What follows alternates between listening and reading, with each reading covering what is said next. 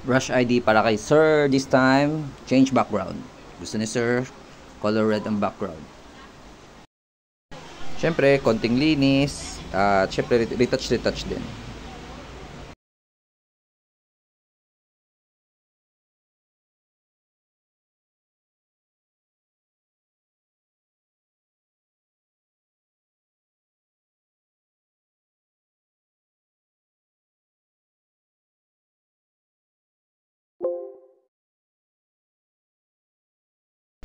Dito sa part na to, dahil color red ang background, tsaka red din ang suot ni Sir, ina-adjust natin yung coloration niya para maayos yung pagka-blend at ma-emphasize natin si Sir.